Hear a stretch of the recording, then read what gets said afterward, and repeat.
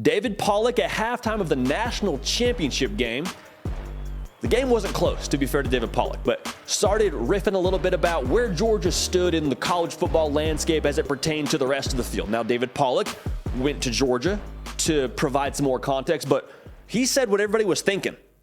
Georgia has now taken the torch across the college football landscape. They now have the throne. They've got the crown down there in Athens. Went back to back. But would you know who is sitting next to him on the desk? A1 Nick Saban.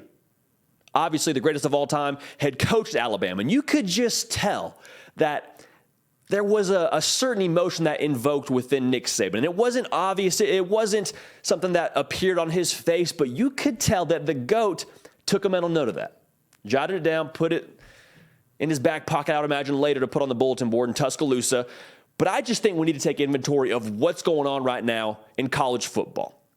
Because you have two of what I think will eventually be considered the greatest of all time in the coaching profession. In Nick Saban, obviously, who is already solidified as the GOAT, and maybe one of the up-and-comers, not one of the up-and-comers, that's not even the right verbiage to say, one of the best in the game, probably the best in the game right now if we're siloing the last 2 years in Kirby Smart.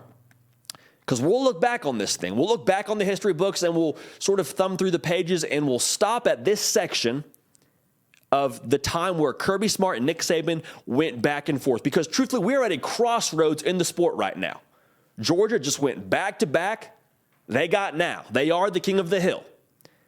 However, not to be a victim of the moment or recency bias, but Alabama, the last 5 times they've played, Georgia and Bama, Bama's 4-1. Now, obviously, that one was in the national title game in 2021, so, sort of goes how it goes. But then you look back to the recruiting trail.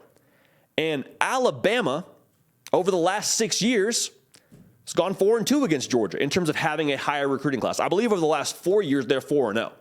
And I put this out on the social media page. Nick Saban right now is like J. Cole. And some of y'all will get this reference. If you don't, I'll explain it to you. J. Cole is famous for going what we call platinum with no features, meaning on all of his songs on his album, 2014, Forest Hills Drive, there was nobody else featured on the songs with J. Cole. All right, now Nick Saban just signed the #1 recruiting class in all of the land. In all of the land. And guess what? He did it with no features. He did it with what is essentially no coordinators. Sean Palmer, one of our designers, absolutely bodied this graphic. Look at that, man. That's Nick Saban. That's J. Cole. They're one and the same right now.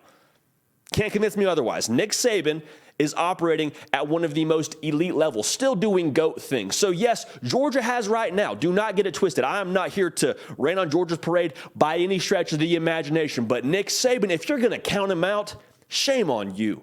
Shame on you for not learning from history, from what he's been able to do over the course of an expanded period of time. He's got 7 natties, y'all. There's a reason why he has 7 natties. It's because he adapts to the game. I don't think he's done adapting. Okay? So, really quickly, if you have not yet subscribed to the On3 YouTube channel, would love to have you a part of this program, a part of the party. We are live here right now, obviously. Tuesdays and Thursdays, 1 Central, 2 Eastern. Lock in with us. Also, catch me on the socials, at Judy Piquel on Twitter, as well as on Instagram. So let's examine this a little bit closer.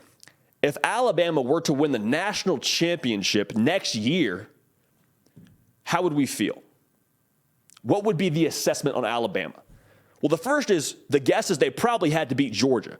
Whether it was in the national title game, whether it was in Atlanta, whether it was in a semifinal game, you probably had to get through the Dogs. I think the feeling is, hey man, Saban's still Saban. Bama's still Bama. Alabama and Nick Saban, they still got it. Because there's sort of this perception that Nick Saban somehow has lost a step. Again, you know that us here on this program, we do not buy into that by any stretch of the imagination. And if they win another national title next season, I think you would be reminded, oh yeah, Nick Saban is that coaching tree that Kirby Smart came from, that Jimbo Fisher came from, that Dan Lanning came from. I'm just telling you, man, Nick Saban is still that guy. And I think that if they were to do it next year, there's a very real possibility that we see Nick Saban ride off into the sunset. I'm not saying that's going to happen. I'm just saying that is a feeling held by some folks around that program.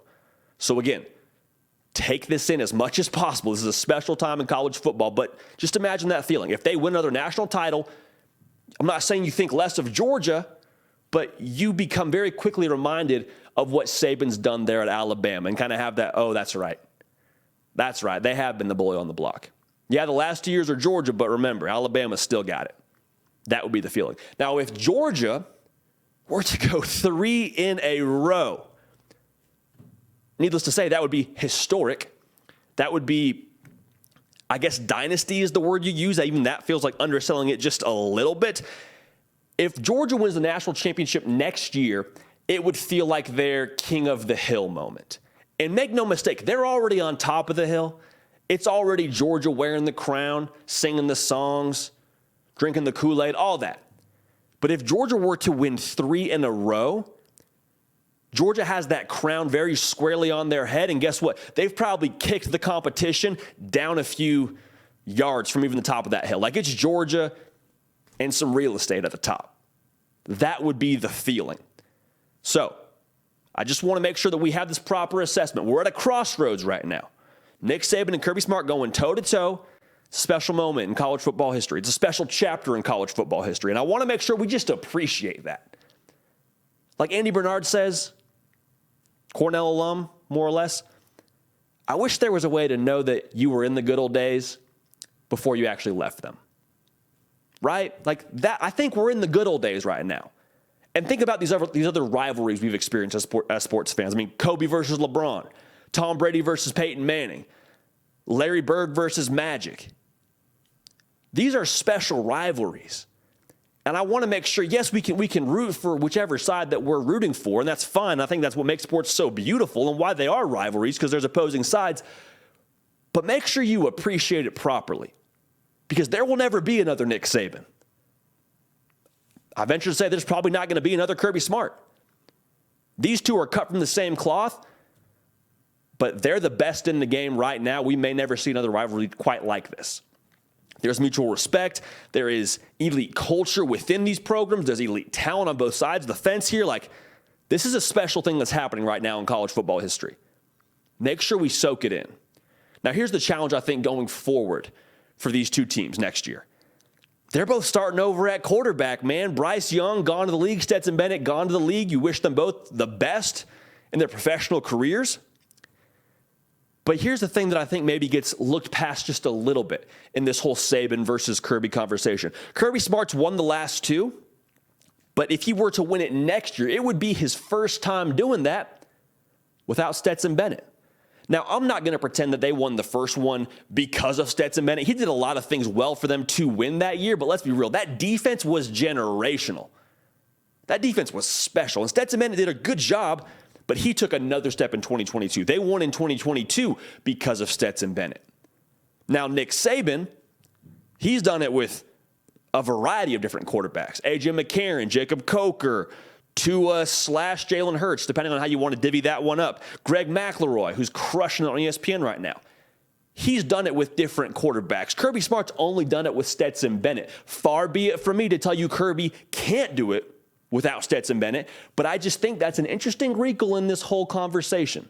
So 2023, again, I believe it's a crossroads. You got two of the best in the game right now, absolutely. You have the greatest of all time in Nick Saban. You have Kirby Smart, who I believe could very easily be on the Mount Rushmore when this whole thing is said and done and be one of the GOATs.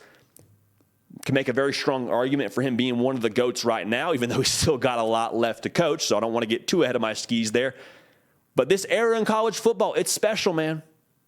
It's special. Do not wish it away. Do not get too caught up in one side of the rivalry that you're rooting for without appreciating the greatness that we are getting to witness right now, both between the white lines on the recruiting trail, going back and forth. Georgia right now has the #1 class in the country in 2024 at the time of us being live. Bama had the #1 class last year. It's a special thing, man. Enjoy it before it's gone. I hope we get to enjoy it a little bit longer. But I'm just saying, this is a special chapter. Got to make sure we soak it in accordingly. Hey, y'all, thanks so much for watching. Subscribe to the channel here to make sure you don't miss an episode of The Hard Count. Also, be sure to check out other videos on the On3 YouTube channel.